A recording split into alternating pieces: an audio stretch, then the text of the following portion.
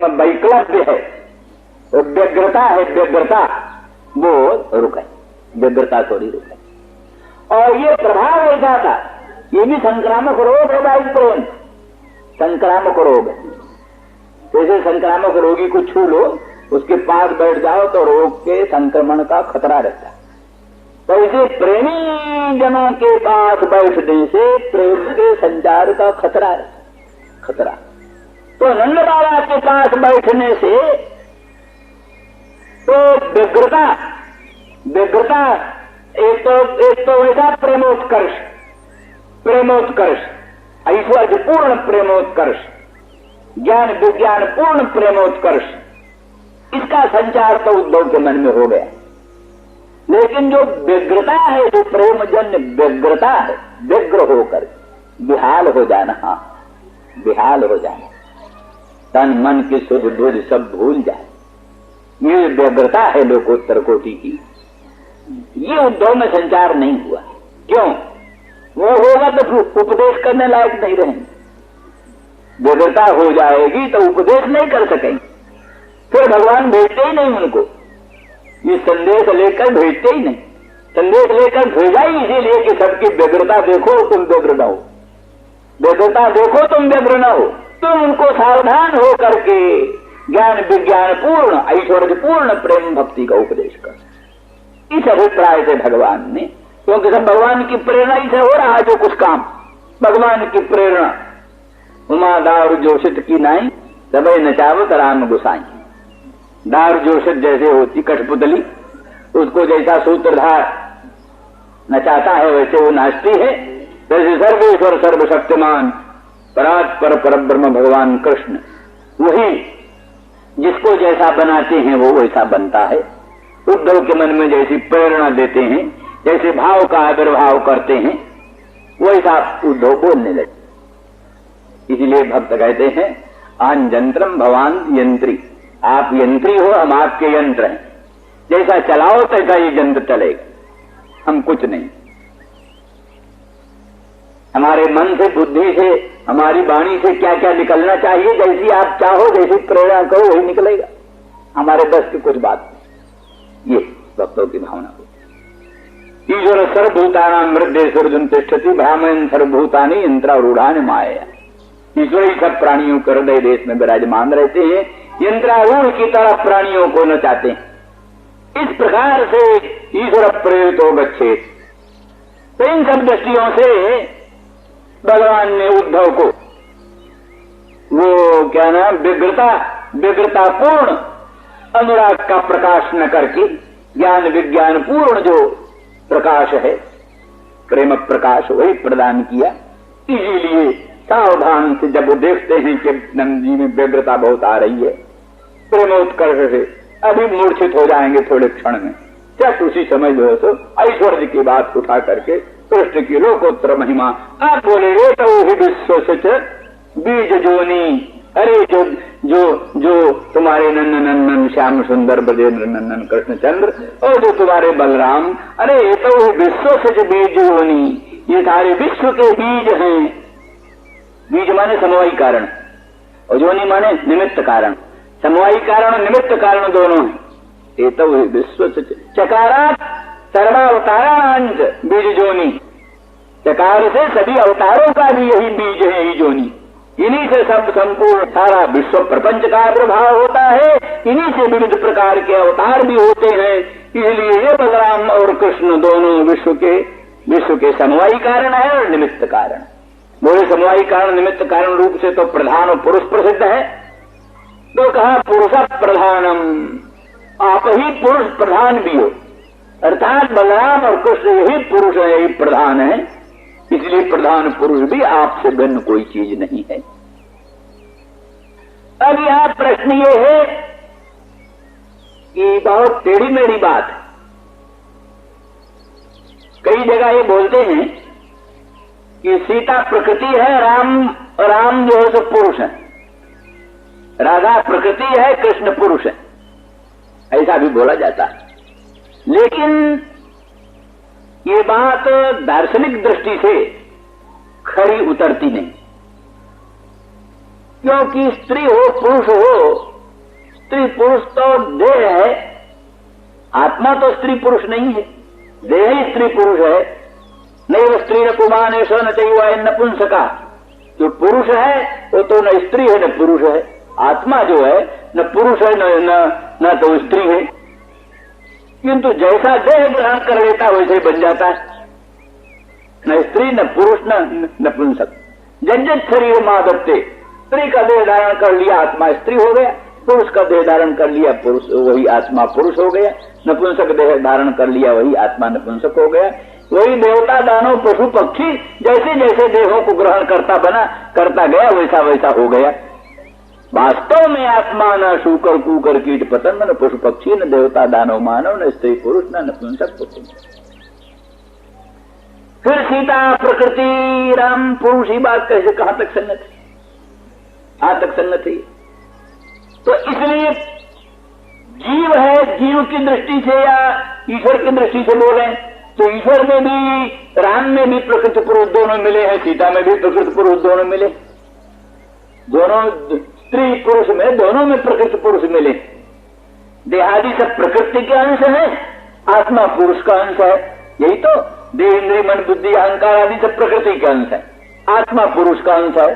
तो प्रकृति पुरुष की मिलावट स्त्री भी है, प्रकृति पुरुष की मिलावट क्या न पुरुष भी है। तो इस दृष्टि से ही हम कहा करते हैं कि जैसे अनंत ब्रह्मांड नायक परमात्मा का राम रूप में प्रादुर्भाव है, वैसे उसी अनंत कोटि ब्रह्मांड नायक परमात्मा का सीता रूप से प्रादुर्भाव, जैसे उसी अनंत कोटि ब्रह्मांड नायक परमात्मा का कृष्ण रूप में प्रादुर्भाव है, उसी तरह से उसी परात्पर परब्रह्म परमात्मा का राधा रूप में प्रादुर्भाव।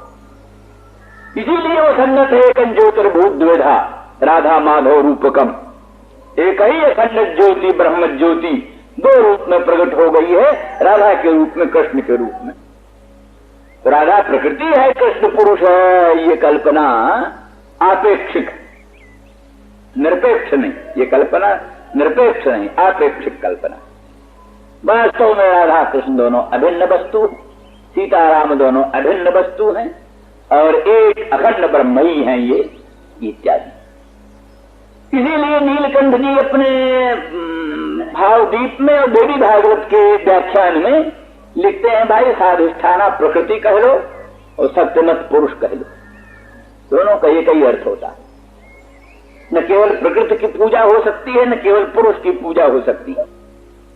पुरुष की पूजा जब होगी तब सत्यमतया सत्यमान पुरुष की पूजा होगी, और प्रकृति की जब पूजा होगी तब केवल प्रकृति जड़ है, केवल प्रकृति की पूजा नहीं होती, साधिष्ठाना प्रकृति की पूजा होती है, अधिष्ठान सहित प्रकृति की पूजा होती है, दोनों एक ही। वही साधिष्ठान शक्ति, वही सत्यमत ब्रह्म, दोनों का एक ही अर्थ होता है, सत्य विशिष्ट ब्रह्म ही तो रामादि रूप में है, और साधिष्ठान शक्ति अधिष्ठान रूप ब्रह्म सहित जो शक्ति है वही भगवती आदि के रूप में प्रकट होती है, वस्तु एक।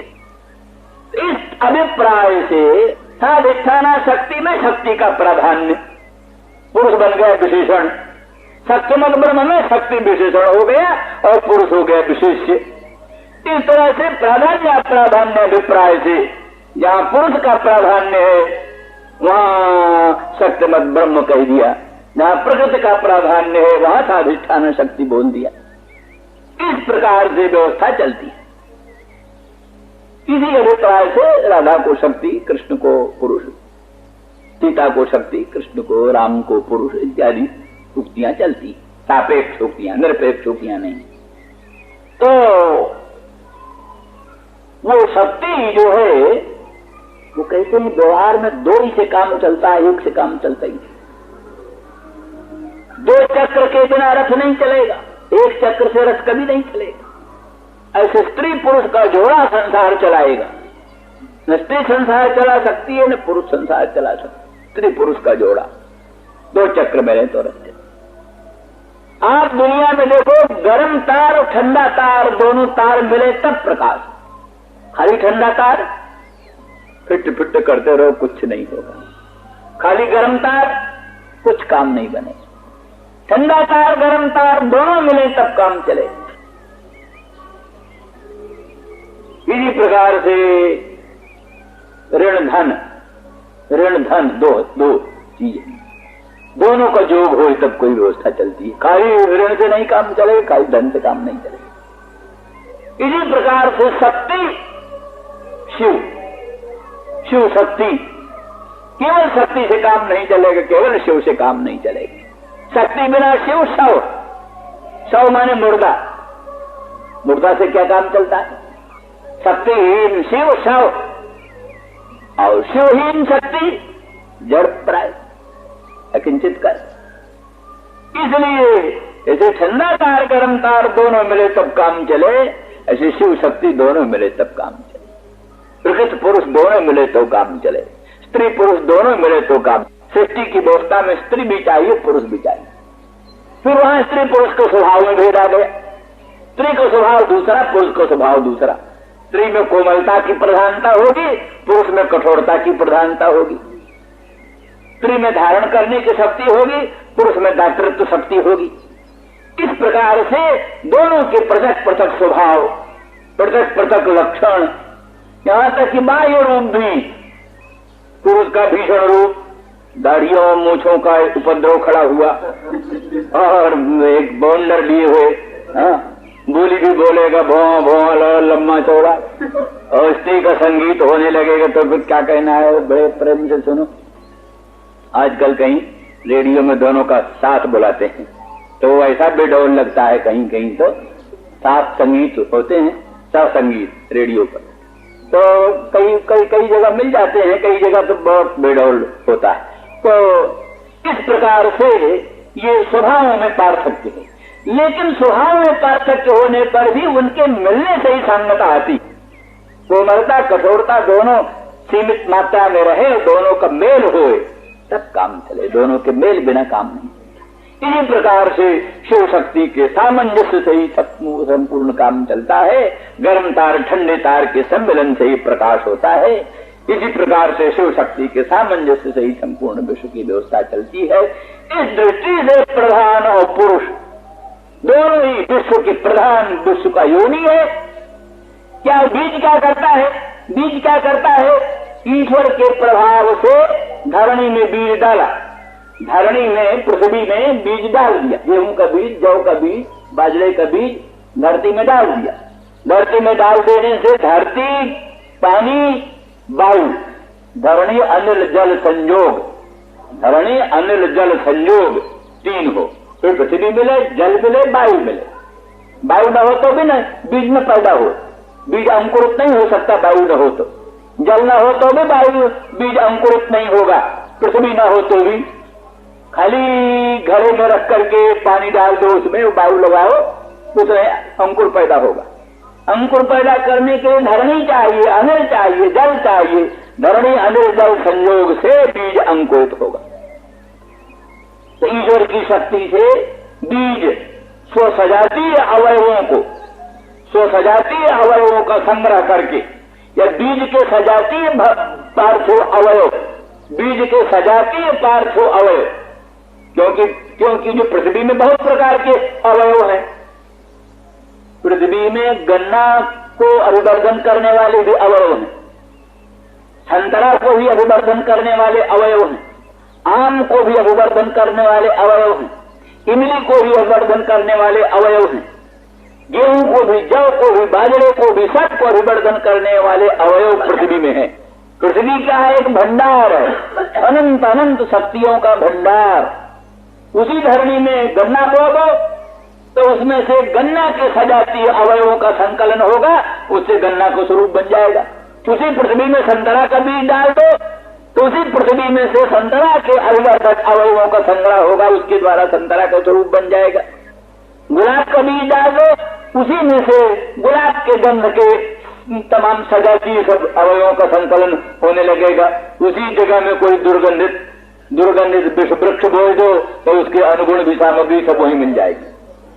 तो ईश्वर की अचिंत्य शक्ति, अनंत महिमा और उसका अखंड वस्तुओं का भंडार, उसकी भूमि शक्ति, प्रकृति शक्ति उस प्रकृति शक्ति में से बीज के सजातीय अवयव भूमि से एकत्रित होकर के वो अंकुरादिकों को पोषण करते हैं। और साथ ही उसके लिए उचित अधिष्ठान चाहिए, उचित अधिष्ठान चाहिए। अनुचित अधिष्ठान में इन सब द्वारा पोषण नहीं हो सकेगा। इसलिए उचित बीज हो, उचित जोनी, उचित उस जोनी में भी सजातीय की अपेक्षा सजातीय जोनी हो। किसी विजातीय व्यक्ति का बीज जाए, विजातीय योनि में विजातीय व्यक्ति का बीज जाए, वहां से वस्तु उत्पन्न न होगी, और उत्पन्न होगी तो नष्ट हो जाएगी, उत्पन्न होगी तो नष्ट हो जाएगी। जैसे कहते खच्चर उत्पन्न होता है गधे घोड़े के संदर्भ से। योनि भिन्न जाति का, बीज भिन्न जाति का, भिन्न जाति की योनि भिन्न जाति का बीज, उससे उत्पन्न होने वाला खच्चर, उसका संतान आगे नहीं चलती, बंद परंपरा लुप्त। बस इधर कलमी आम से दूसरा आम नहीं पैदा होगा।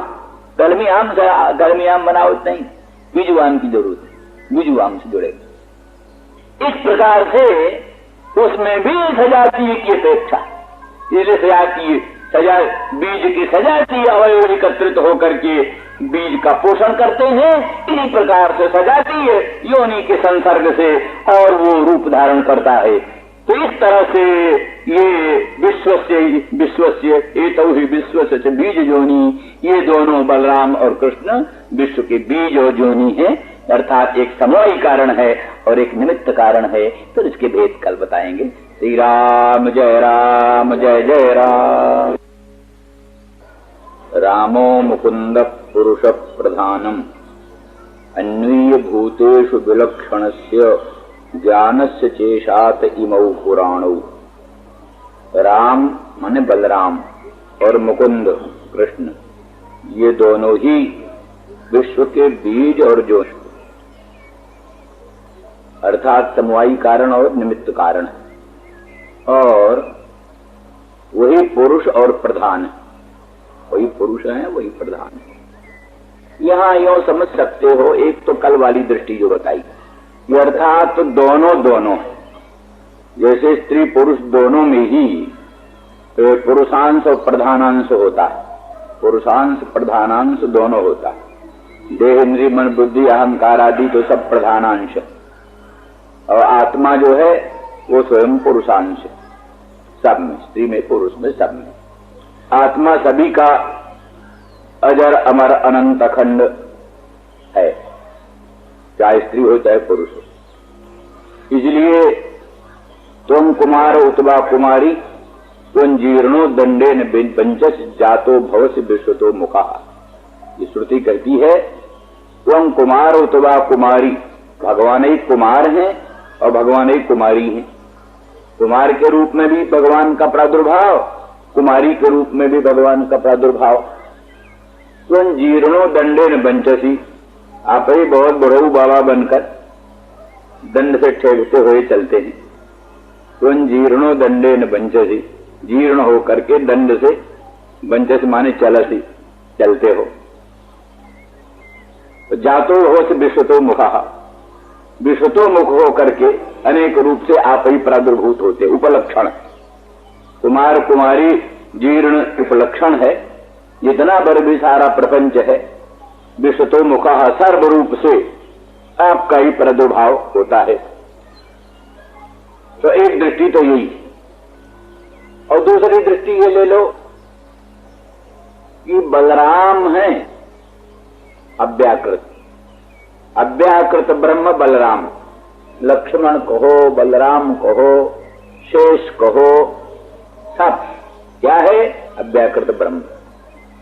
इसीलिए भागवत में वर्णन है, नष्टे लोके द्विपरार्धावसानि महाभूते स्वादिभूतंगतेषु व्यक्ते व्यक्तं काल वेगे न जाते भवानेको शिष्यते शेष संज्ञा। जिस समय द्विपरार्ध के अंत में ब्रह्मा की आयु खत्म होने पर नष्टे लोके लोक नष्ट हो जाता है, उस समय महाभूतेषु आदिभूतंगतेषु, महाभूत जो है पृथ्वी जल तेज वायु आकाश, ये आदिभूतंगतेषु, आदिभूत माने अहम तत्व में लीन हो, पंच महाभूत अहम तत्व में प्रविलीन हो जाते हैं।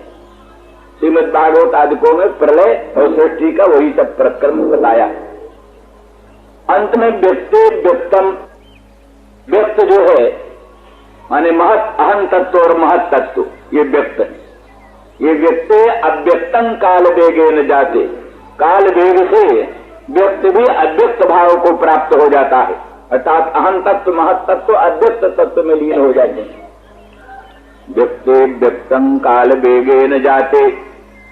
उस समय भगवान एक शिष्य थे, एक आप बाकी बचते। उस समय आपका नाम शेष रहता है। शेष माने जो बाकी बचे, क्या कहते जरब तकसीम तो उसमें तकसीम में जो भाग बचता है वही शेष है। अमुक से अमुक गया, शेष बचाइए, हाथ आया ये, तो वही शेष। तो सारे भूत प्रपंच सारा व्यक्त अव्यक्त में लीन हो जाता है। उस समय शेष संज्ञा वाले आप ही बचे। या शेषा संज्ञा जसमिन, संपूर्ण संज्ञा जितने भर नाम आदि हैं वो सब उसी में रहते हैं। यह संज्ञा माने ज्ञान, अशेष पदार्थों की संज्ञा ज्ञान आप में रहता है, इसलिए आप अशेष संज्ञ हैं। माने भूत प्रपंच प्रबलीन हो गया तो ऐसा नहीं कि भूल भुलैया हो जाए, दूसरे के कर्म दूसरे के साथ जुड़ जाए। धोबी के यहाँ बहुत से कपड़े जाते हैं, कभी कभी ऐसा झमेला हो सकता है, दूसरा कपड़ा दूसरे के पास चला जाए। एक में चीज मिल गई तो फिर उसमें से निकालना सामान्य बात। पानी और दूध मिल जाता है, कौन उसको पृथक पृथक कर सकता है? हंस। दूसरे किसी की सामर्थ्य नहीं पानी और दूध को अलग अलग कर दे। और उससे भी कठिन, समुद्र में गंगा मिल गई, जमुना मिल गई, सरस्वती मिल गई। अब गंगा के पानी को अलग निकाल दो, सरस्वती के पानी को अलग निकाल दो, जमुना का अलग निकाल दो, कितना टन कितना मन कितना तोला कितना रत्ती गंगा का, कितना टन कितना मन कितना तोला जमुना का, सबका ठीक विवेक रखना किसके बस की बात? किसी जीव के बस की बात नहीं। भगवान ही पूरी ज्ञान है, भगवान को ज्ञान है। इस समुद्र में कितने कितने परमाणु गंगा के हैं, कितने कितने परमाणु जमुना के हैं, कितने कितने परमाणु सरस्वती के हैं, उनको सब ज्ञान है, उनको सब ज्ञान है। और चाहे तो सबको पृथक भी कर दे, चाहे तो सबको पृथक कर दे, समझो। बल्कि उन्हीं की अघटित घटना पटी सी मंगलमयी लीला शक्ति से बादल जो पानी निकालता है तो वो बादल वही पानी बरसा है जो जहां का है। इसलिए गंगा का पानी वहीं पड़ेगा जहां से फिर लौट कर गंगा में जाए। समुद्र से जो गंगा का पानी बादल के द्वारा उठाया गया वो वहीं पड़ेगा जहां से फिर गंगा में जाए। जमुना का पानी वहीं पड़ेगा जहां से फिर जमुना में जाए। क्योंकि साधारण जल तो नहीं है, वो तो असाधारण चीज है, ब्रह्मद्रव है। तो कोई नई नई चीज, नया नया कोई थोड़ा ब्रह्म बनता रहता, नया नया तो ब्रह्म नहीं बनता रहता। वो तो जो उसकी सुस्थिर वस्तु है वही बनती है, इसलिए वो विशिष्ट बातें हैं। तो ये सारा ये संपूर्ण सामर्थ्य किसी जीव में नहीं है, कि अल्पज्ञ में नहीं हो सकता। फिर उससे भी कथन है कि अनंत ब्रह्मांडाधिष्ठान परमात्मा में सब जीव लीन हो गए, सब उनके अंतःकरण भी लीन हो गए, लिंग शरीर लीन हो गया, उनके जितने कर्म है सब लीन हो गए। अगर सबका जीव पृथक रहे, लिंग शरीर पृथक रहे, उनके कर्म पृथक रहे, तो कहाँ प्रलय हुई? प्रलय का मतलब अविभागापत्ति, अविभागापत्ति का नाम प्रलय। जितना विभाग है मैंने विभाग का ही नाम उत्पत्ति है। तत्त पदार्थों का विभाग हो जाए यही उत्पत्ति है, और अविभागापत्ति प्रलय है। तो अविभागापत्ति का अर्थ है कि संपूर्ण जीव, संपूर्ण उसके लिंग शरीर और संपूर्ण उसके कर्म सब के सब ब्रह्म के साथ अभिभक्त हो गए। तो ब्रह्म के साथ अभिभक्त हो गए, तब किसकी सामर्थ्य है कि उस अभिभक्त हुए को ज्यों को त्यों निकाल देना, उसमें कोई भूल भुलैया न हो, दूसरे प्राणी का सुमेध दूसरे के साथ जुड़ जाए, दूसरे प्राणी के ब्रह्महत्या दूसरे के साथ जुड़ जाए तो बहुत बेढंगा उपद्रव खड़ा हो जाए। इसलिए अशेषाणाम प्राणिनाम कर्मणाम तेषाम वस्तूनाम संज्ञा ज्ञानम जिसमिन अवशिष्यते, वो अशेष संज्ञा। इसलिए संपूर्ण प्राणियों का, संपूर्ण लिंग शरीरों का, संपूर्ण कर्मों का पूर्ण संज्ञा, पूर्ण ज्ञान रहता है जिसमें। और फिर जैसे हंस क्षीर नीर को पृथक कर देने की ताकत रखता है, जैसे भगवान ये भी ताकत रखते हैं कि किसका कर्म कहाँ, किसका कौन जीव का लिंग शरीर, किसका कौन कर्म, वो सबको एकदम पृथक कर सकते हैं। इसलिए सृष्टि काल में सबको विभक्त कर देते हैं, प्रलय काल में सबको अविभक्त कर देते हैं। तो आज तो दूसरी ओर चले गए। ये है कि इन सब दृष्टियों से वो जो है क्या चीज है, वो क्या चीज है, उसका नाम अव्याकृत है। कारण ब्रह्म में प्रपंच का विलय होता है, कारण ब्रह्म में, उसी कारण ब्रह्म को अव्याकृत कहते हैं। अव्याकृत माने व्याकरण से पहले की हाल, नाम रूप का जो व्याकरण हुआ माने का विस्पष्टीकरण, नाम रूप का विस्पष्टीकरण तो सृष्टि, सब नाम रूप पृथक पृथक हो जाए यही सृष्टि है। और नाम रूप के व्याकरण के जो पहले की अवस्था, नाम रूप के स्पष्टीकरण की जो पहले की अवस्था, उसी का नाम अव्याकृत, अव्याकृत है। बीज अवस्था, जो बीज अंकुर भाव को प्राप्त होता है, अंकुर भाव को जो जीव प्राप्त होता है, जो बीज अंकुर भाव को प्राप्त होता है, वही अंकुरोत्पत्ति उन्मुख जो उच्छून बीज है। धरणी अनिल जल के संसर्ग से कुछ थोड़ा फूल जाता है, धरणी अनिल जल के संसर्ग से कुछ फूल जाता है बीज, फूलता है तो फूटता है, फूटता है तब उसमें से अखुआ निकलता है। ये है क्रम। इसीलिए कहीं लिखा तस्मात् अव्यक्तम उत्पन्नम, अव्यक्त भी उत्पन्न होता है। त्रिगुणम द्विसप्तम माने क्या ना, त्रिगुण जो अव्यक्त है वो भी भगवान से उत्पन्न होता है। उत्पन्न कैसे होता है? आज है वो तो उत्पन्न होने का अर्थ क्या है? उत्पन्न होने का अर्थ माने कार्योन्मुखम हो, कार्योत्पादनोन्मुखम हो, कार्योत्पादन के उन्मुख हो जाता है यही उत्पत्ति, कार्योत्पादन के उन्मुख हो जाता है यही उत्पत्ति। उसमें कुछ विशेष अवस्था उत्पन्न हुई, वही अवस्था उत्पन्न होती है, उच्छून अवस्था। बीज की जो उच्छून अवस्था, वही उच्छून अवस्था उत्पन्न होती है। उसी को अभिप्राय लेकर के बोले तस्मात् अव्यक्तम उत्पन्न, उससे अव्यक्त उत्पन्न है। तो इसलिए उसी को श्रीमद् भागवत में कहा, अव्याकृतमनंताख्यम आसनम जदधिष्ठितम। शेष साई भगवान जिस शेष सैया पर विराजमान सो रहे हैं वही शेष है, वही अनंत है, अनंत नाम उसका है, वही अव्याकृतम, वही अव्याकृत है, वही भगवान का आसन। तो भगवान कहाँ रहते हैं? भगवान अक्षरात् परतः परः, पर अक्षर से परे रहते, तब अर्थात पर अक्षर उनकी शैया है, पर अक्षर पर वो सोते हैं। जो जिस पर सोता है उससे भिन्न नहीं होता है। पलंग पर सोने वाला देवदत्त पलंग से भिन्न नहीं है। इस तरह से अव्याकृत पर रूपी शेष पर सोने वाला भगवान अव्याकृत से भिन्न है। यही अक्षरात् परतः परा का अर्थ हुआ। पर अक्षर जो है, एक तो अपर अक्षर केवल प्रकृति अपर अक्षर, और पर अक्षर अव्याकृत ब्रह्म रूप अक्षर, वो पर अक्षर है। उस पर अक्षर से पर जो है वो भगवान है, शेषशाही, शेष पर शयन करने वाले। तो वही अव्याकृत है। वो अव्याकृत में चैतन्य तो है, लेकिन प्रधानता है प्रकृति, प्रधानता प्रकृति की। इस अभिप्राय से बलराम को कह दिया प्रधान और कृष्ण को कह दिया पुरुष। कृष्ण पुरुष है, बलराम प्रधान। अर्थात पहला जो है सो क्या नाम है, पहला हुआ राम और फिर मुकुंद। तो राम तो प्रधानम और मुकुंद वो क्या पुरुष, मुकुंद हुआ पुरुष। इस प्रकार से व्यवस्था जोड़ दी। तो एक अवता हुआ बलराम और कृष्ण, दोनों प्रधान और पुरुष, और दोनों विश्व की योनि है और पुरुष, और क्या बीज है और योनि। तो बीज जो है सो बीज माने उपादान कारण, और ये समवायी कारण, उपादान कारण एक ही है। और योनि जो है माने निमित्त कारण, निमित्त कारण।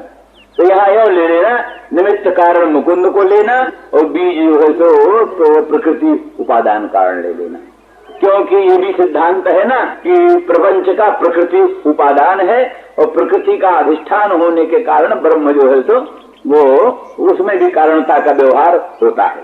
और मुख्य रूप से उपादानता का व्यवहार केवल मात्र प्रकृति में है। प्रकृति का आधार होने के कारण परब्रह्म में भी उपादानता और निमित्तता का व्यवहार होता है। निमित्तता का इसलिए कहना है कि निमित्तता में सज्ञानता रहती है, उपादान में इतनी सज्ञानता की जरूरत नहीं, मिट्टी को सज्ञान होने की जरूरत नहीं, लेकिन कुलाल के सज्ञान होने की जरूरत है। कुलाल सज्ञान सब घट का निर्माण कर सकता है, तो मिट्टी तो सज्ञान नहीं, तो इसलिए उपादान जो है वो जड़ भी हो सकता है और निमित्त जो है वो जड़ हो ही नहीं सकता, चेतन ही होता है। तो इसलिए तमक प्रधाना प्रकृति तो उपादान माना जाती है, तमक प्रधाना प्रकृति उपादान और विशुद्ध सत्व प्रधाना प्रकृति वो निमित्त कोटि में चली जाती है। तो इसलिए विशुद्ध सत्व प्रधाना प्रकृति से विशिष्ट चैतन्य निमित्त कोटि में गया और तमक प्रधाना प्रकृति विशिष्ट चैतन्य उपादान कोटि में गया। तो दोनों ही चेतन ही उपादान भी है, चेतन ही निमित्त है, और प्रकृति ही उपादान भी है, प्रकृति ही निमित्त भी है। माने प्रकृति ही अव्याकृत का विशेषण बन गई, तमक प्रधाना प्रकृति अव्याकृत का विशेषण बन गई। वही विशुद्ध सत्व प्रधाना प्रकृति जो है वो निमित्त रूपी ईश्वर की प्रकृति, ईश्वर का क्या विशेषण बन गई। इस प्रकार से दोनों जगह प्रकृति है, दोनों जगह पुरुष है, अव्याकृत में भी ईश्वर में भी दोनों जगह प्रकृति है, दोनों जगह पुरुष है। ईश्वर में विशुद्ध सत्व प्रधाना प्रकृति है और अव्याकृत में तमक प्रधाना प्रकृति है, और विशुद्ध सत्व प्रधाना प्रकृति तो जीव बनी। ये सब भेद है। इस आधार पर बलराम अव्याकृत रूप है, शेष रूप है, अनंत रूप है, व्यापी वैकुंठ रूप है, शेष रूप है, भगवान का सिंहासन रूप है, आदि आदि जो कुछ भी वही भगवान की पादुका भी बन जाते हैं, भगवान का छत्र भी बन जाते हैं और भगवान के शेष बन जाते। शेष माने अंग, भगवान अंगी, अंगी भगवान के शेष बन जाते।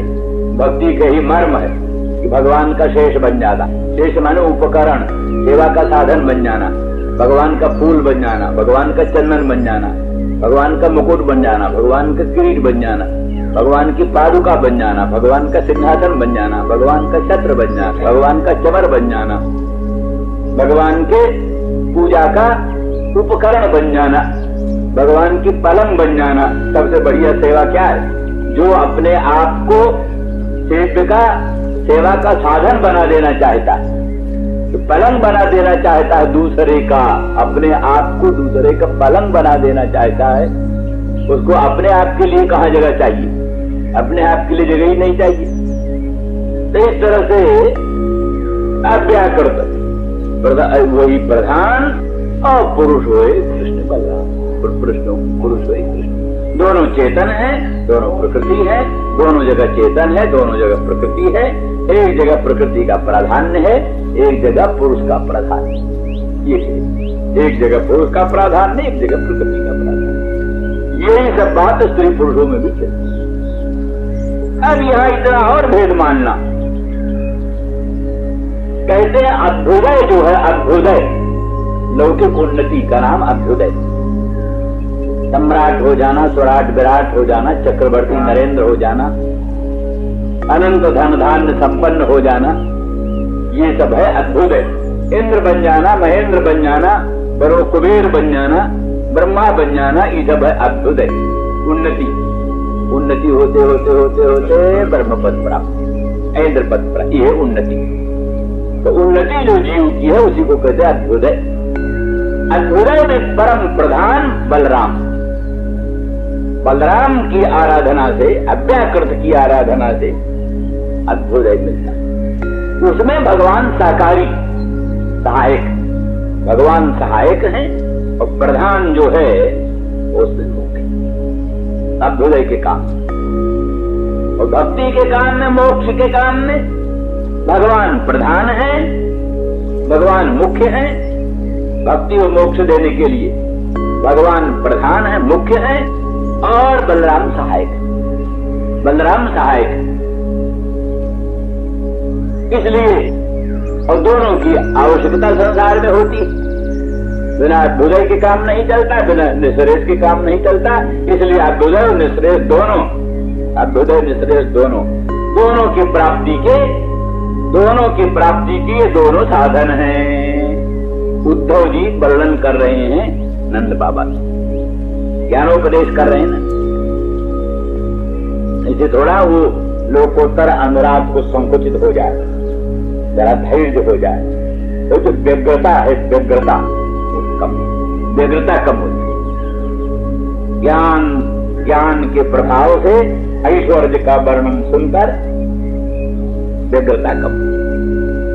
जिस समय भगवान राम की वन यात्रा का वर्णन हो रहा हो, या भगवान कृष्ण जो है तो मथुरा जा रहे हो और गोपियां विलाप कर रही हो और ग्वाल बाल सब व्याकुल हो रहे हो, तो उसका प्रभाव वक्ता श्रोता पर भी पड़ता है। वक्ता श्रोता के मन में भी करुणा आ जाती, करुणा की बात आ जाती। उसी बीच में यदि समझ लो, अरे भाई राम तो अनंत ब्रह्मांड नायक परमात्मा, सर्वज्ञ सर्व शब्दमान है, सब जगह है, उनका कहीं वियोग होता है, उनको कोई संताप होता है, ये भाव मन में आता है तो रोना धोना कम हो जाता है, वो रोना धोना कम हो जाता है।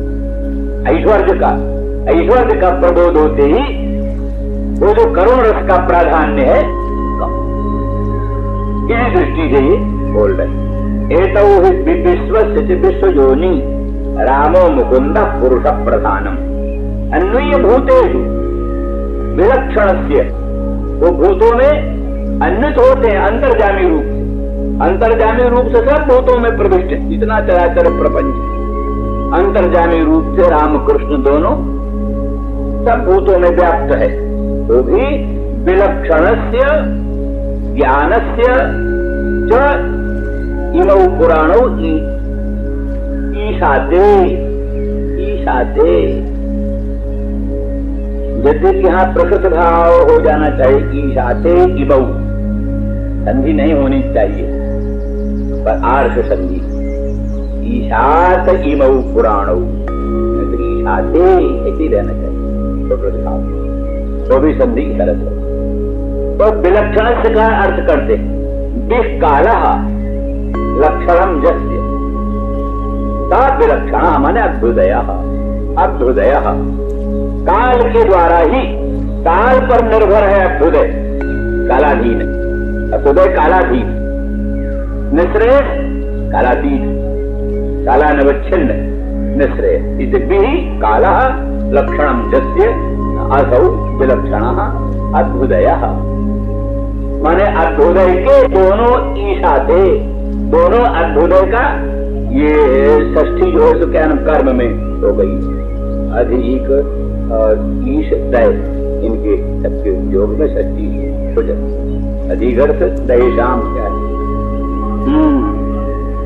तो इस तरह से येषां भगवान दये दनंतः, दये येषां, इस तरह से यहाँ पर भी तो ये कैसे विलक्षण से माने अभ्युदय से ईशा से, दोनों राम और कृष्ण, बलराम और मुकुंद दोनों अभ्युदय के स्वामी नियामक हैं। उन्हीं के आधार पर अभ्युदय बनता है। दुनिया में जो अभ्युदय होता है, कोई ब्रह्मा बन गया, कोई सम्राट बन गया, कोई श्रेष्ठ साहूकार बन गया, कोई अनंत धन धान्य संपन्न बन गया, भगवान की कृपा, भगवान की कृपा से, भगवान के ही अभ्युदय होता है। और ज्ञान से माने मोक्ष, ज्ञान साध्य से मोक्ष से, या मोक्ष साधक से ज्ञान से। मोक्ष साधक जो ज्ञान है, पर ब्रह्म का साक्षात्कार, मोक्ष साधक जो ज्ञान है, उसका भी ईशान भगवान ही, भगवान की कृपा से ही मोक्ष और भक्ति प्राप्त हो। उपलक्षण है ज्ञान भक्ति, ज्ञान और भक्ति दोनों भगवान की कृपा से होती। इसमें भगवान की कृपा प्रधान। भगवान की कृपा से गोस्वामी जी कहते हैं यह सब साधन ते नहीं होई तुम्हारी कृपा भाव को। ये गुण साधन से नहीं हो, ये सब गुण साधन से नहीं होते, आपकी कृपा से कोई कोई में वो गुण आते हैं। जन्मांतरीय कुछ हेतु है, नहीं तो काय कृपा हो भगवान की। कृपा में आई तो की कृपा भगवान की है, भी ठीक है, आई तो की है, लेकिन फिर वही कहना पड़ेगा ना कि फिर किस पर कृपा हो किस पर कृपा न हो, वैषम निर्गुण दोष आएगा। इसलिए अंत में वही है कि मई ते सुचाप्य, ये भजन तो तुमाम भक्त्या मई ते सुचाप्य। हम जो भक्ति से प्रेम से मुझको भजते हैं उनको मैं भी प्रेम से भक्ति से भजता हूँ। तो अर्थात कुछ जीव की तरफ से, कुछ भगवत कृपा से ही, जन्मांतरी कृपा से ही कुछ भगवान की ओर आभिमुख हो, तो भगवान की ओर आभिमुख हो तो फिर भगवान उसको कृपा करके जल्दी स्वीकार कर लेते हैं, खूब मदद कर देते हैं, खूब उसको माला माल बना देते हैं और भक्ति ज्ञान का भंडार भर देते हैं। तो इसलिए मोक्ष का साधक जो ज्ञान है उसके भी ईशान भगवान है, और चकारात भक्ति के भी ईशान भगवान है, और अभ्युदय के भी ईशान भगवान है। अर्थात मोक्ष और भक्ति ये सब भगवान के अनुग्रह से प्राप्त होता है, और अभ्युदय भी भगवान के अनुग्रह से प्राप्त होता है। अभ्युदय में प्रधान की प्रधानता होती है, माने बलराम का विशेष आशीर्वाद बलराम का अभ्युदय में होता है। भगवान साकारी होते हैं, किंतु मोक्ष आदिकों में तो भगवान ही स्वतंत्र होते हैं। वो साकारी भी और मूल भी दोनों भगवान होते हैं, तो भी दोनों मिले हुए हैं। इसलिए ईशाते दोनों ही करता है इसके, इसलिए बलराम और मुकुंद दोनों ही ईशान है। तो अर्थात उसमें भी कुछ न कुछ मान लिया, देह की अपेक्षा, इंद्रियों की अपेक्षा, मन की अपेक्षा, इनके स्वस्थ रहने की अपेक्षा तो है ये सब। देह स्वस्थ न रहे, इंद्रियां स्वस्थ न रहे, मन स्वस्थ न रहे तो ज्ञान प्राप्ति में भी बाधा पड़ती है, और साधनाभ्यास में भी बाधा पड़ती है, और अनेक प्रकार के ज्ञान विज्ञान के अर्जन में बाधाएं पड़ती। इसीलिए सब प्रार्थना करनी पड़ती है। सहनावत्सनो भुनक्तु सह वीर्यं करवावहै या भद्रं कर्णे विष्णुयाम देवा भद्रं पश्येमाक्षभिर्यजत्राः। भगवान से उपनिषद पढ़ने वाला विद्यार्थी और अध्यापक दोनों ही बैठकर प्रार्थना करते हैं, हे भगवान हमारे कान, हमारे श्रोत्र, हमारा इंद्रियां, हमारे नेत्रादि सबके सब सावधान हो, और वो उचित रूप से वेदांत का श्रवण कर सकें, ग्रहण कर सकें, धारण कर सकें, उसका समुचित फल प्राप्त कर सकें। इसके लिए भगवान से प्रार्थना करें। तो इसलिए फिर प्रार्थना करते हैं तो माने सापेक्ष है। तो इसलिए इसमें सब में अभ्युदय की भी अपेक्षा है, बलराम की सहायता की भी अपेक्षा है, और मुकुंद की भी सहायता की अपेक्षा है। ये सब बात विश्व बीज योनि राम मुकुंद पुरुष प्रधानम अन्वी भूतेषु विलक्षणस्य ज्ञानस्य चेषाति मऊ पुराणौ। एक टीकाकार यहाँ कहते हैं ज्ञानस्य माने निर्गुणस्य निर्विशेषस्य ब्रह्मणा ईशाते, क्योंकि बदंत तत्तत्वविदः तत्त्वं ज्ञानमद्वयम् ब्रह्मेति परमात्मेति भगवान शब्दते। तो कहते हैं ज्ञान जो है वही परब्रह्म है, ज्ञान परब्रह्म है, ज्ञानम ब्रह्म, सत्यं ज्ञानम अनंतम ब्रह्म। यहाँ पर भी ज्ञान को परब्रह्म कहा, ज्ञानम ब्रह्म। तो ज्ञानम ब्रह्म कैसा ज्ञानम? अद्वयं ज्ञानम, अद्वयं ज्ञानम यहाँ ले लो। वो ज्ञान जो अद्वय ज्ञान, सजाति विजाति स्वगत भेद रहित ज्ञान, वो ज्ञान माने ब्रह्म। ब्रह्म का भी ईशान ये दोनों करते, मुकुंद और कृष्ण ये दोनों ब्रह्म का भी, ब्रह्म पर भी शासन करते हैं, ब्रह्म का भी ईशान नियंत्रण करते। कैसे जाना? ब्रह्मणो हि प्रतिष्ठाहम् अमृतस्याद्वयस्य च शाश्वतस्य च धर्मस्य सुखस्यैकान्तिकस्य च। गीता में कहते हैं भगवान कृष्ण, मैं ब्रह्म की भी प्रतिष्ठा हूँ, आधार हूँ। ब्रह्म भी मेरे लिए अध्यस्त है, ब्रह्मणो ही प्रतिष्ठा हम। कौन ब्रह्म? शाश्वत ब्रह्म, अव्यय ब्रह्म, अव्यय ब्रह्म, शाश्वत ब्रह्म, उसकी भी प्रतिष्ठा कृष्ण। ऐसे धूप की घाम की प्रतिष्ठा सूर्य, जो आतप फैला हुआ है संसार में, प्रकाश, आतप, घाम, उसका आधार क्या है? सूर्य।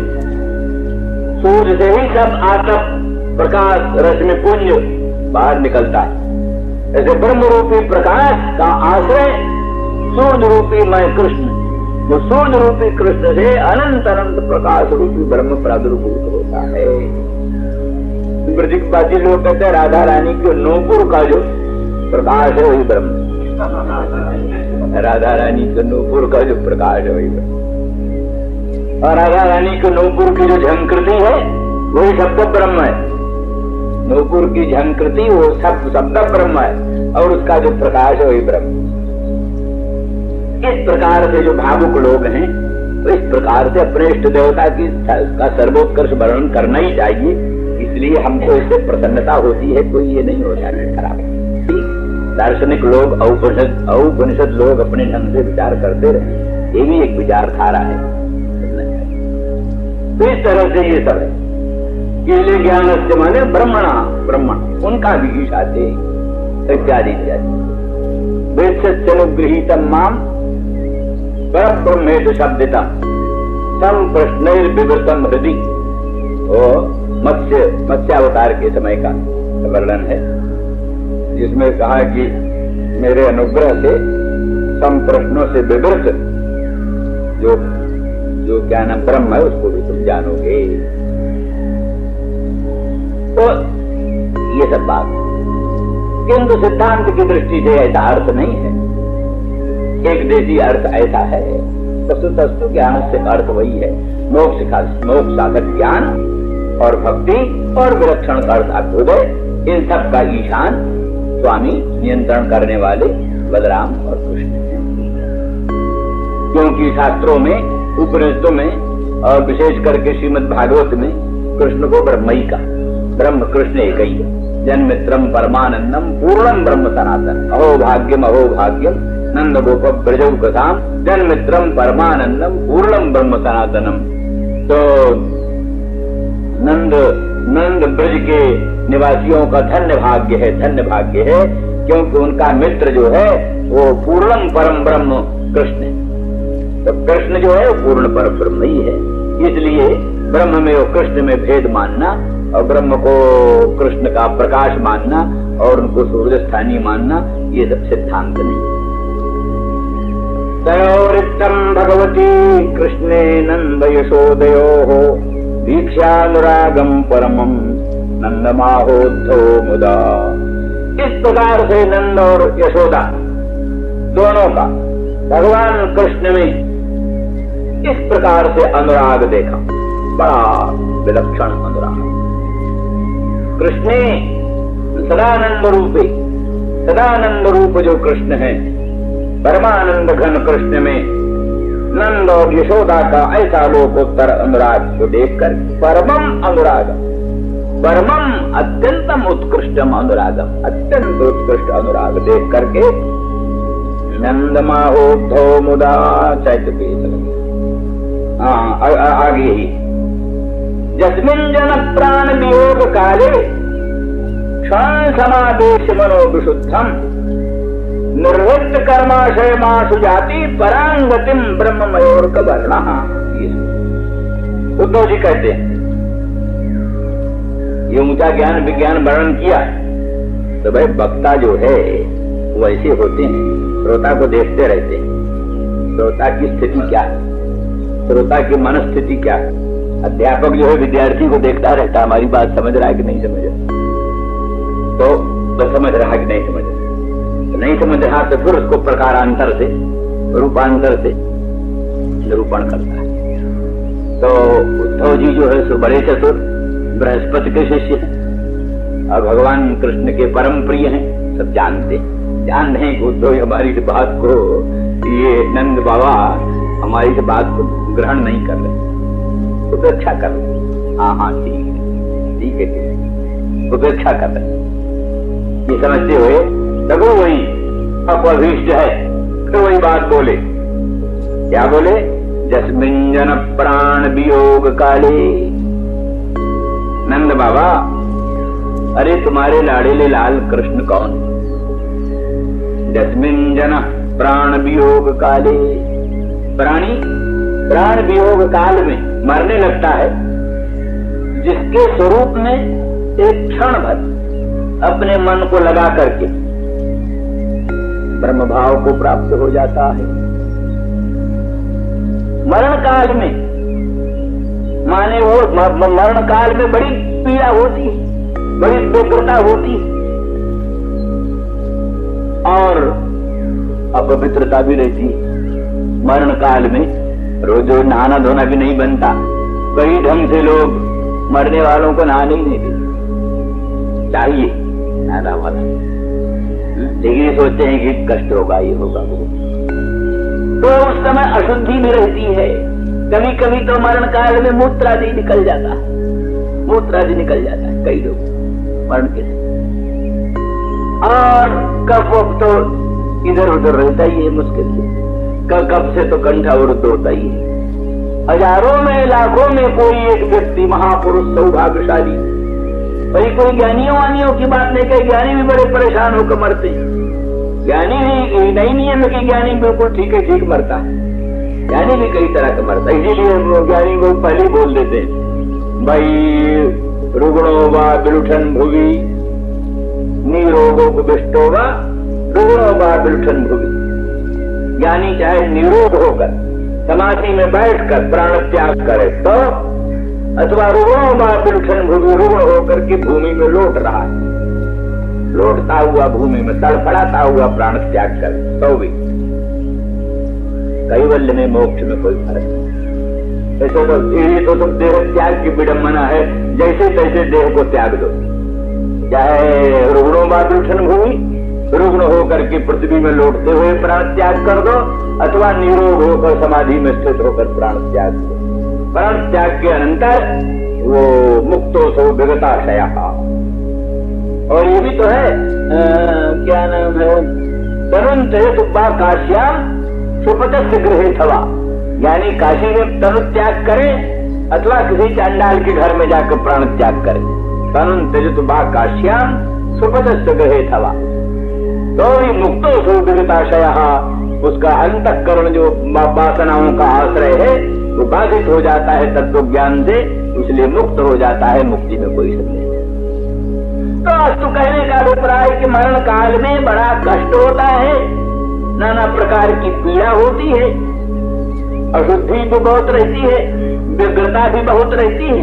उस समय भी मरण काल में भी अगर भगवान में से किसी ने चित्त लगा दिया और देर तक नहीं, क्षणमपि देर तक नहीं, घंटा 2 घंटा भगवान में मन लगा रहे तो छोड़ो, क्षणमपि मरण काल में घोर व्यग्रता दशा में, घोर आधी व्याधि से घिरे रहने पर और अशुचिता अशुद्धि रहने पर भी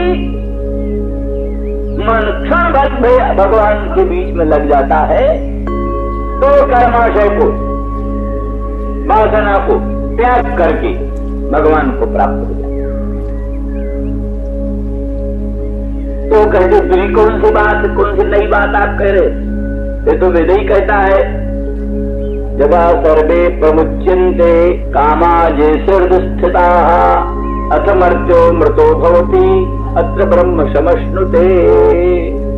बृहदारण्यक की श्रुति है जो कहती है, जगा सर्वे प्रमुच्यन्ते कामा, जिस समय प्राणी के हृदय से काम सब विनष्ट हो जाते हैं, कामनाएं विनष्ट हो जाती हैं।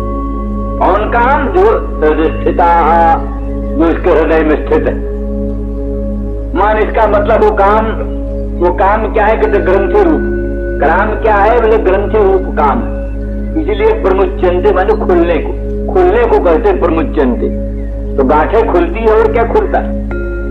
जो वस्तु भावात्मक है वो खुलेगा क्या? इसलिए ग्रंथि रूप है, ग्रंथि रूप ही काम है।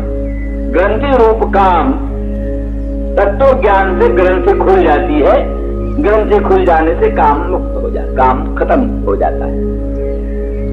आत्मा अनात्मा, आत्मा अनात्मा की जो ग्रंथि है, जड़ चेतन ग्रंथ पड़ी गई, जन्म मखा छूटत कठिनाई, ये जो आत्मा अनात्मा की गांठ लग गई है, सत्यानृत का मिथुनी भाव हो गया है। एक सत्य है, एक अनृत है। आत्मा सत्य है, अनात्मा अनृत है।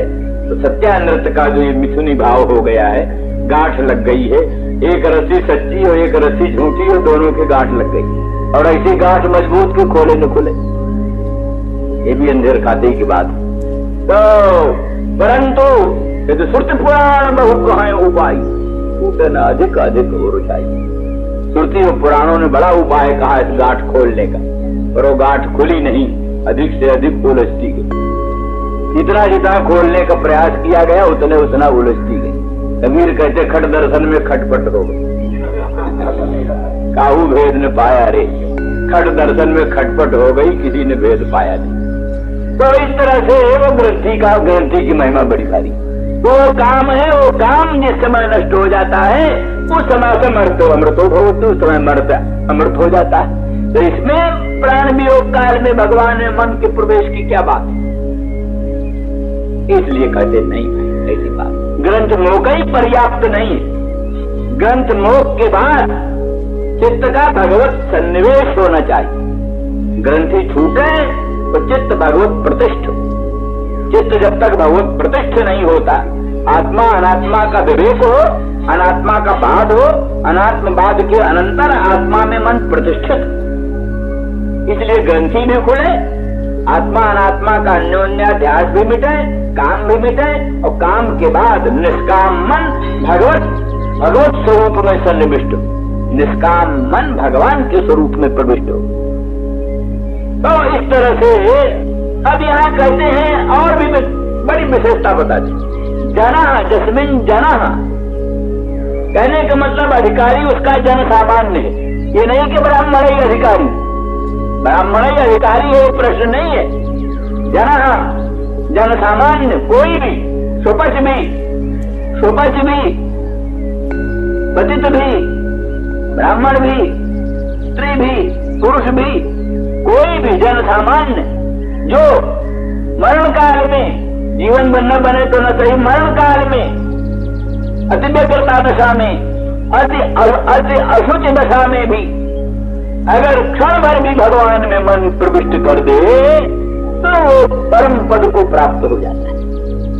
तो बोले फिर कैसा मन हो? शुद्धम मन, शुद्धम मन। शुद्ध मन है नहीं तो क्या करें?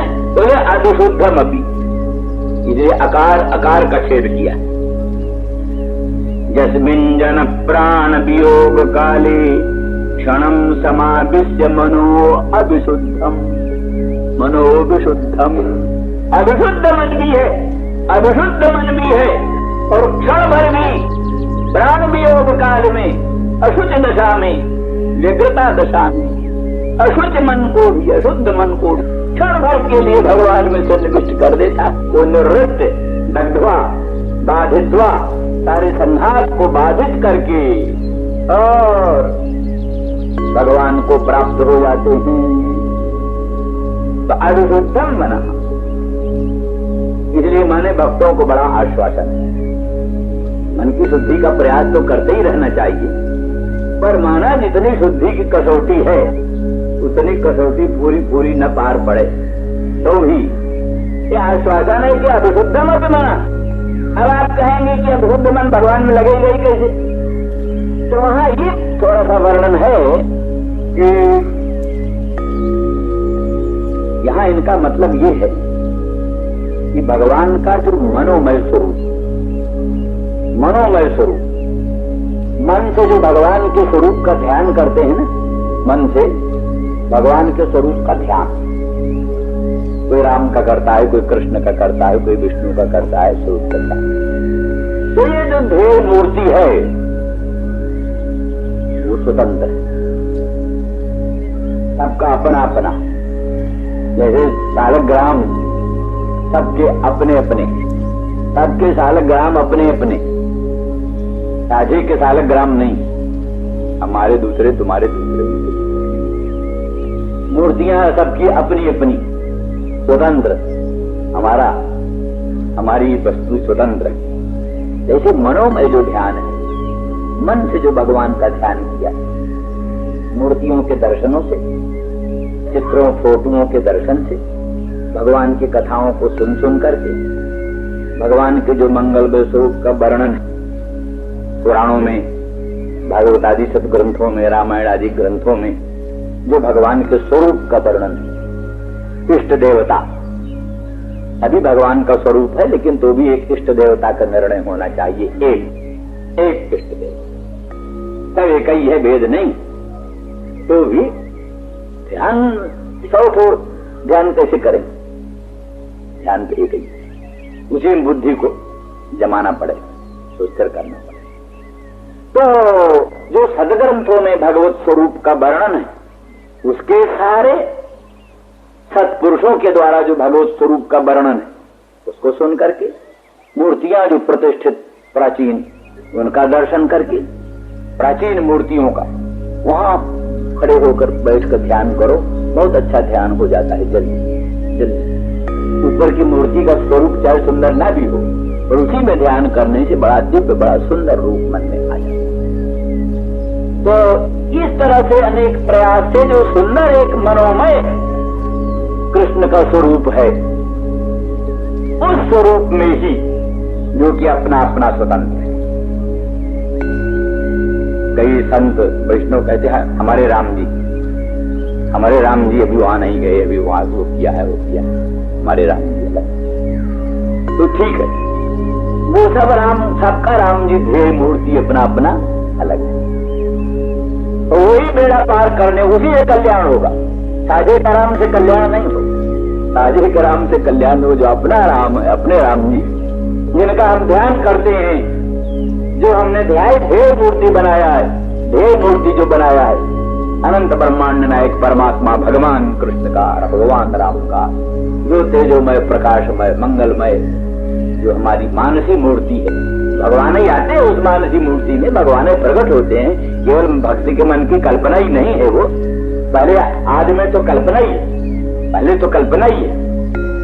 जैसे पहले बच्चा लिखने लगता है तो क ख ग घ लिखता है, तो लिपियों को क ख ग घ समझने लगता है। वो जो टेढ़ी मेढ़ी लिपि है, अंग्रेजी की, हिंदी की, उर्दू की लिपियों को क ख ग घ समझने लगता है। लेकिन बाद में समझते समझते जानता है लिपि तो उसका व्यंजक है, बोधक है, संकेत है।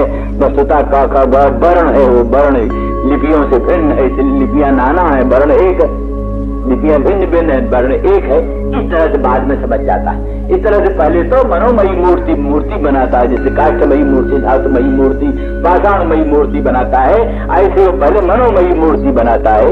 इन सब सहारों से मनोमयी मूर्ति बनाता है। मनोमयी मूर्ति का ध्यान करने लगता है, तो ध्यान करते करते उसी मनोमयी मूर्ति में भगवान की वास्तविक अनंत ब्रह्मांड का अधिष्ठान भूत स्वप्रकाश ब्रह्म रूप मूर्ति उसी में प्रकट होती है। फिर साक्षात पर ब्रह्म रूप ही होता है, और उसमें कोई कमी नहीं रहती। इसलिए संपूर्ण अभ्युदय से सब कुछ प्राप्त कराने में समर्थ होता है। इसीलिए शास्त्रों में वर्णन किया है, स्वभाव योग परिभावित सरोजे आस्ते श्रुतेक्षित पथो ननुनाथ पुंसाम जज्जधिया तो उर्गाय विभावयंती तत्तद बपु प्रणय से सदनुग्रहाय। भागवत में वो कहते हैं नाथ, आप भाव योग परिभावित रस सरोजे आस्ते, भाव योग जो भक्ति योग है, अनुराग योग है, अनुराग योग भक्ति योग से जो परिभावित परिष्कृत हृदय, जिस भक्त का हृदय भाव योग से भक्ति योग से परिष्कृत शुद्ध है, ऐसे भाव योग परिभावित हृदय सरोज में आप आज से विराजमान होते। कहते श्रुतेक्षित पथो पूर्वं श्रुता पश्चात ईक्षिता प्रतीक्षिता पंथा जेन सा यस्य सा। पहले आपके अनंत दिव्य कल्याण गुण गणों का लोकोत्तर महिमा को सुना, पश्चात उसके आगमन की प्रतीक्षा किया। बस प्रतीक्षा करने से फिर आप भाव योग परिभावित हृदय सरोज में प्रकट हो जाते हैं। कैसे प्रकट होते हैं? बोले जज्जत धिया तो उर्गाय विभावयंती।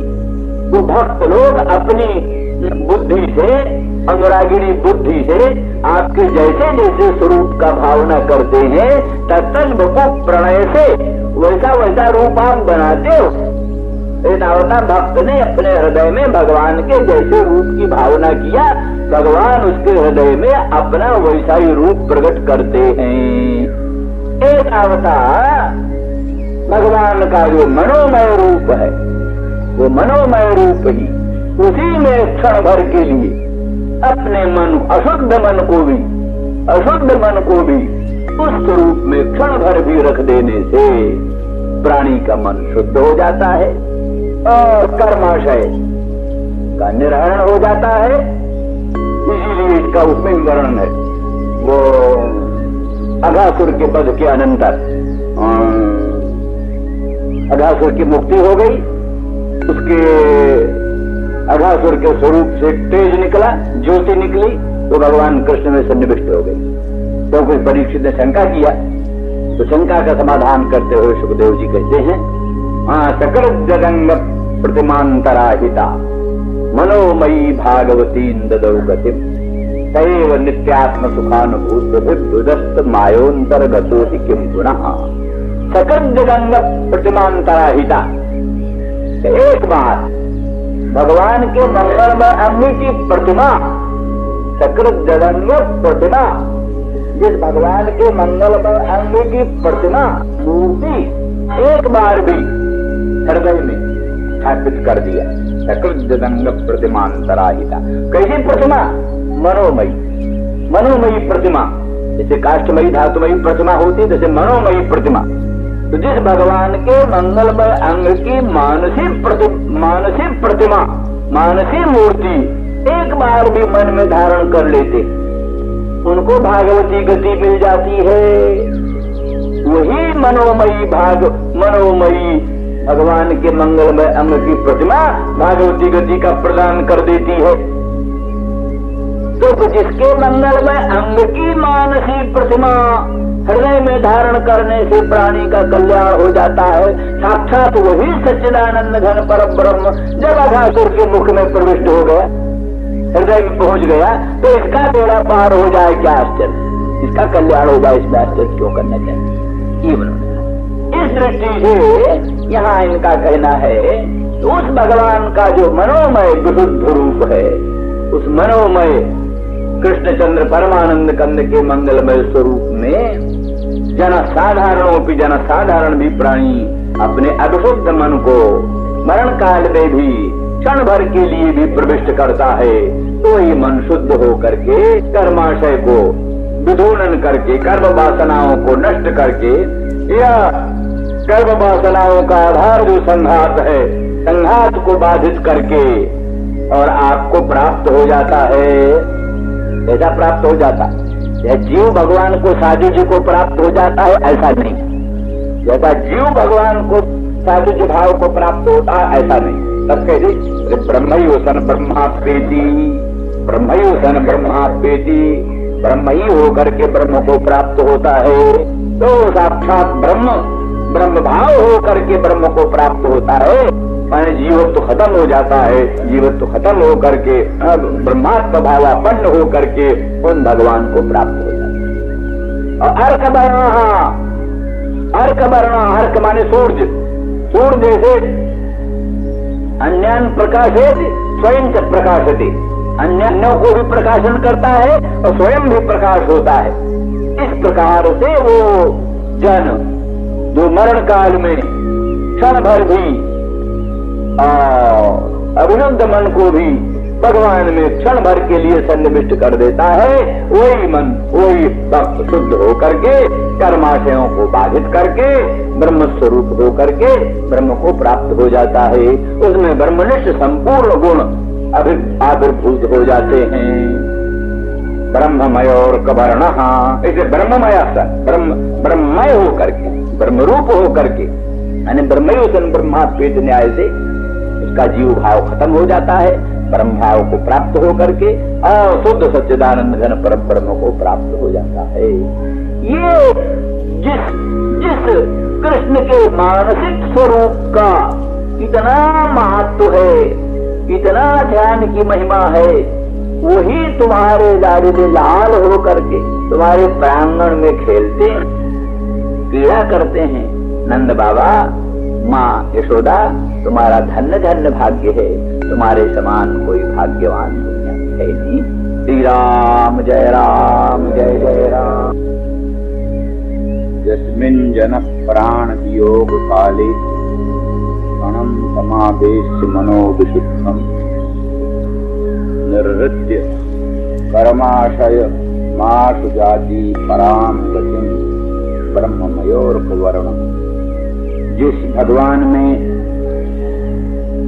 अर्थात जिस भगवान के मानसिक रूप में, वो अर्थ क्यों किया कल जो हमने कहा कि मानसिक रूप में भगवान की जो मनोमयी प्रतिमा में अपने मन को प्राण वियोग काल में भी, अति व्यग्रता दशा में भी, अशुद्धि दशा में भी क्षण भर के लिए अविशुद्ध मन को भी भगवान में क्षण के लिए भी स्थापित कर देते हैं। वो आश शीघ्र ही कर्माशय का विधूनन करके, कर्माशय का निर्हरण करके, दग्ध करके, बाधित करके और ब्रह्ममय हो करके, अर्क वर्ण हो करके भगवत भाव को प्राप्त होता है। ये मनोमय क्यों कहा? इसलिए कहा कि मनोमय में ही चित्त की प्रवेश की संभावना है। जो भगवान का दिव्य श्री विग्रह है, वो तो तत्काल सामने आता नहीं। इसलिए स्वयं कृष्णचंद्र परमानंद कंद मदन मोहन ब्रजेंद्र नंदन सामने है नहीं, रामचंद्र राघवेंद्र भगवान सामने है नहीं, तो उनमें मन का सन्निवेश कैसे होगा? इसलिए उसका अर्थ है कि मनोमय स्वरूप जो भगवान का, वेद वेदांतों का श्रवण करके, सब पुराणों में जो भगवान के मंगलमय श्री विग्रह का वर्णन है उसका श्रवण करके, और विभिन्न श्री विग्रह जो विभिन्न विभिन्न मंदिरों में स्थापित हैं उनका दर्शन करके, उत्तम चित्रों में भगवत स्वरूप सौंदर्य का अनुभव करके, और शनै शनै मानसी प्रतिमा का निर्माण करता है, मानसी मूर्ति। ये सब जो बाह्य दर्शन है उसी मानसिक स्वरूप निर्माण में साधन बनते। जितना अधिकाधिक भगवत स्वरूप सौंदर्य का श्रवण करोगे और सौंदर्य पूर्ण दिव्य मंगलमयी मूर्तियों का दर्शन करोगे और भगवान के राजोपचार, चतुष्षष्ठी उपचार, देवोपचार का दर्शन करोगे, दिव्य भूषण वसन अलंकारों से विभूषित सुसज्जित अलंकृत श्री विग्रहों का दर्शन करोगे, उसके द्वारा शनै शनै अंतःकरण में एक भगवान की मानसी मनोमयी दिव्य प्रतिमा आविर्भूत होगी।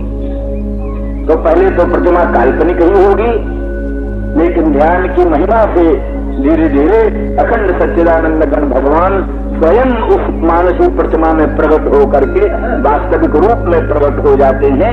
ये स्थिति, तो उस मानसी प्रतिमा में क्षण भर के लिए भी जो मन लगा देता है और समय नहीं मरण काल में भी लगा देता है, अशुचि दशा में हो, क्योंकि उस समय मरण काल है, अशुचता भी हो जाती, कहीं मूत्र ही निकल पड़ा, कहीं कुछ भी हो गया, कहीं कुछ भी हो गया, तो अशुचि दशा है। तो उस मरण काल में, व्यग्रता काल में, अशुचि दशा में भी, क्षण भर भी और अशुद्ध मन को भी, इसलिए मनोविशुद्धम अविशुद्धम, अविशुद्ध मन को ही उन भगवान के स्वरूप में जो क्षण भर के लिए प्रविष्ट कर देता है, तो आस शीघ्र ही उसका मन विशुद्ध हो जाता है। अशुद्ध मन तत्काल विशुद्ध हो जाता है। ये भगवत स्वरूप की महिमा, भगवत स्वरूप की महिमा। जैसे पारस परस को धातु सुहाई, पारस को स्पर्श करके लोहा भी सोना हो जाता है तत्काल, ऐसे भगवत स्वरूप का स्पर्श करके, भगवत स्वरूप का मनसा स्पर्श करके, मन से ध्यान करके तत्काल मन की अशुद्धि दूर हो जाती, मन शुद्ध हो जाती। जीवन काल में भी मन के शुद्ध करने का वही मूल कारण है भगवत स्वरूप सौंदर्य का चिंतन, वही मन की शुद्धि का मूल कारण है।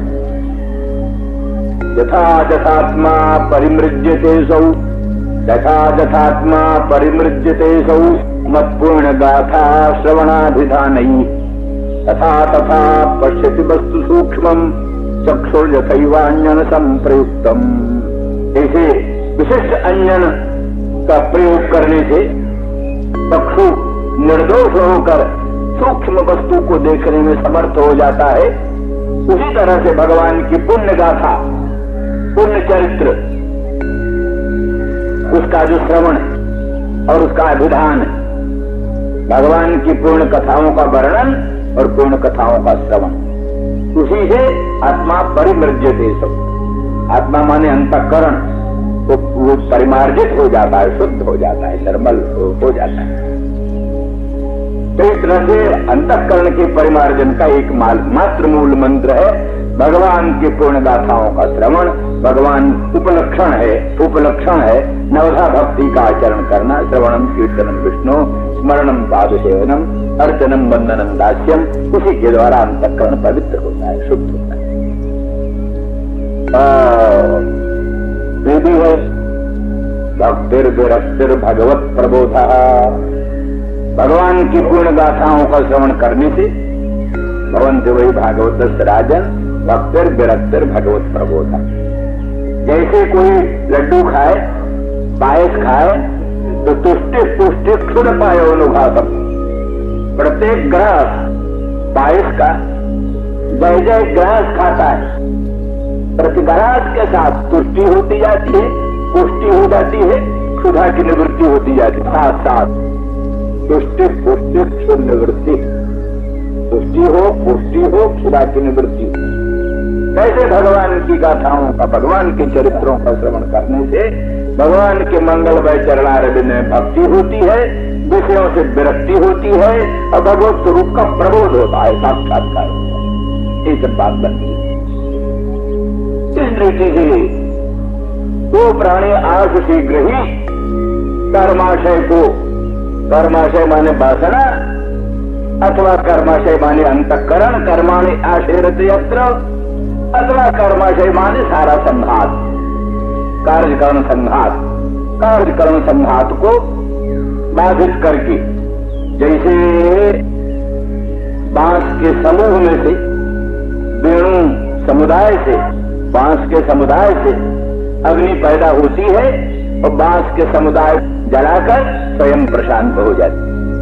वैसे इसी कार्यकरण संघात से वो ज्ञान, तत्व ज्ञान आविर्भूत होता है और उसको सबको खत्म करके प्रशांत हो जाता है।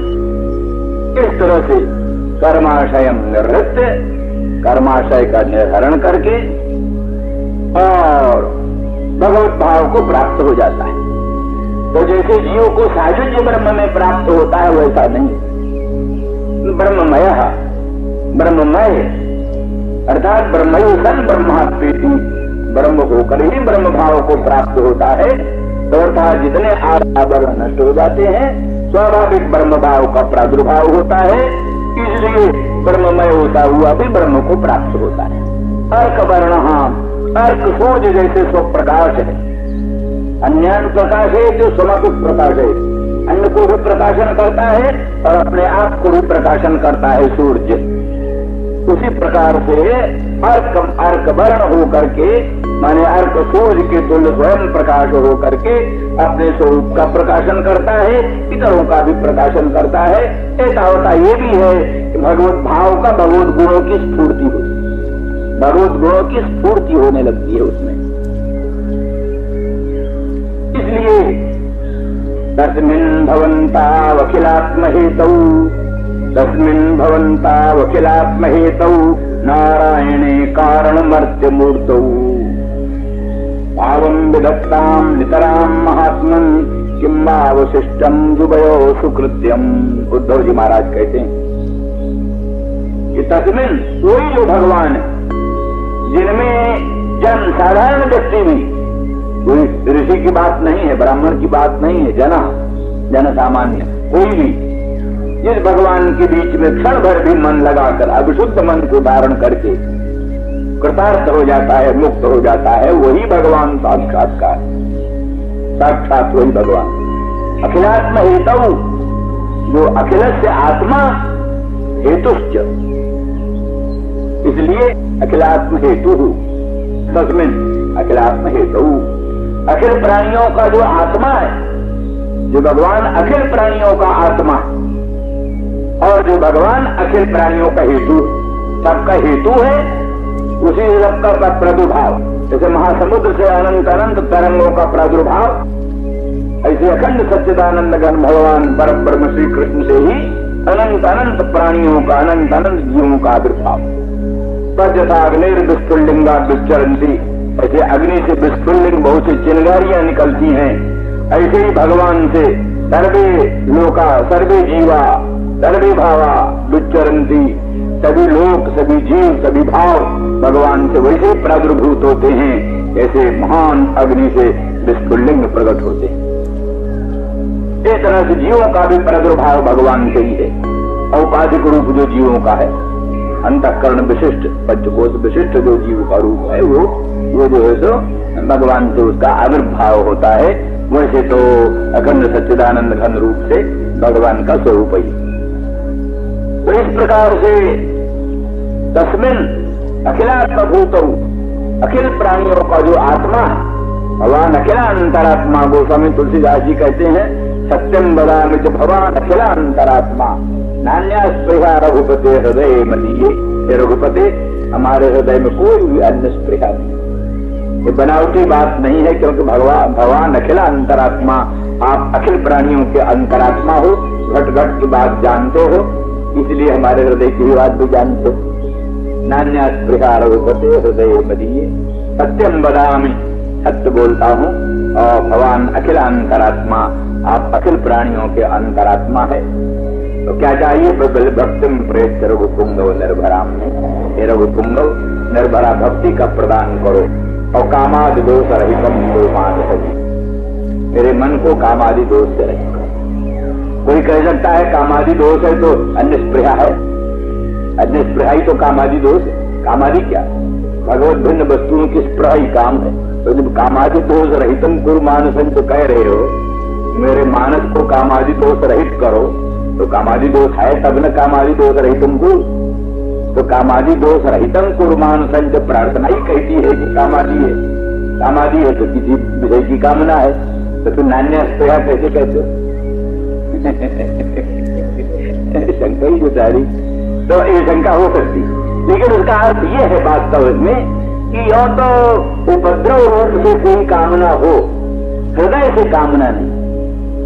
एक तो ये बात है कि जबरदस्ती हमारे कामना पैदा हो जाती है। कई चीजों को हम चाहते हैं कि हमारा मन इधर उधर न जाए, तो कोई उपद्रव सामने आ जाता है, उसमें मन चला जाता है। तो हमारी आंतरिक इच्छा तो नहीं, आंतरिक इच्छा तो उन सब वस्तुओं से बचना चाहते हैं। तो आंतरिक इच्छा हम उन वस्तुओं से बचना चाहते हैं, तो भी उपद्रव रूप में कोई वस्तु आ जाती है, तो फिर वो क्या है, मम हृदय भवन प्रभु तोड़ा, हम बसे आई बहु चोरा। ये प्रभु हमारा हृदय हो तो आपका भवन है, पर वहां बसे आए बहु चोरा। नहीं, वो वहां बहुत चोर आ गए, काम को लोभादी, और नहीं माने बिनय निहोरा। मैं उनसे विनती भी करता हूँ, निहोरा भी करता हूँ, कुछ सुनते नहीं। तो कहते चिंता है मोहि अपारा, अपजस नहीं हो तुम्हारा। हमको तो इस बात की चिंता है कि कहीं तुम्हारा अपजस न हो, मैंने तुम्हारा घर, तुम्हारे घर में चोर घुसा मत। किसी साधारण के घर में चोर घुसा दूसरी बात है, साक्षात अनंत ब्रह्मांड नायक परमात्मा राघवेंद्र रामचंद्र का जो भवन है भक्त का हृदय, और उसमें चोर घुस जाए कामादि, तो ये आपका अपजस है। हम तो क्या है, बहुत दिन से दुख भोगते हैं, थोड़ा और दुख भोग लेंगे, इसलिए मुझे अपनी तो चिंता कुछ नहीं, तो मुझको चिंता ये है कि आपका अपयश न हो, इत्यादि इत्यादि। तो इसलिए माने आभास रूप में कुछ प्रतीत होने पर भी वास्तव में हमारे मन में उनकी स्पृहा नहीं है, ये कहने का उनका अभिप्राय। इसीलिए तो कहते हैं, नहीं तो जिसको पदार्थ की कामना होती है वो कामना के नाश की थोड़ा प्रार्थना करता, वो तो कहता महाराज जिसे मैं चाहता हूं उसको दे दो। तो जिसे चाहता हूं उसको दे दो नहीं कह रहे हैं। कामादि दोष रहित हमको, वो कामादि दोष है, वो कामादि दोष रहित हमारे मन को बनाओ, अर्थात कामना ही नष्ट करो, पदार्थ मत दो, कामना ही नष्ट करो। जैसे कि क्या हुआ, प्रहलाद से भगवान ने कहा मांगो, तो उन्होंने कहा नहीं मांगे क्या, हमारा आपका कोई संबंध जो है कोई क्या व्यापारी संबंध तोड़ो ना है, कुछ नहीं, आप हमारे आप काम पूर्ण काम आत्मा राम परम निष्काम स्वामी है, हम भी आपके निरपेक्ष निष्काम भक्त, कामनाओं में कुछ नहीं।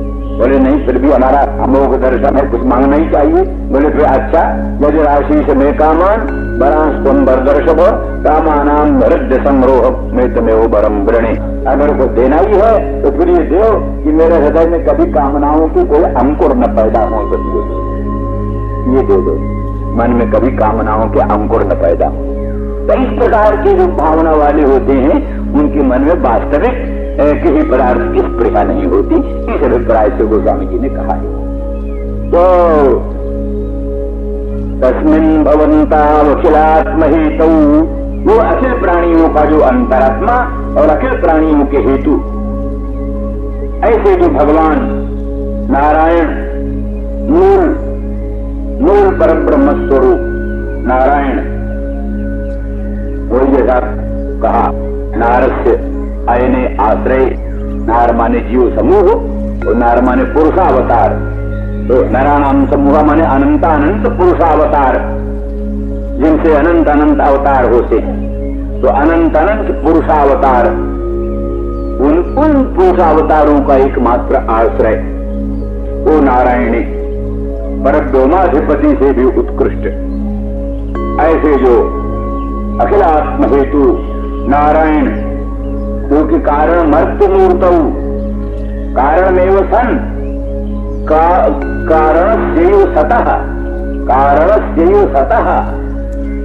मर्त्य मूर्ति जैसे है, तो कारण अनंत ब्रह्मांड के अधिष्ठान, अनंत ब्रह्मांड के कारण, और उन्होंने ही मर्त्य रूप धारण कर लिया है, मनुष्य रूप धारण कर लिया है। कारण शिव सतः मर्त्य मूर्ति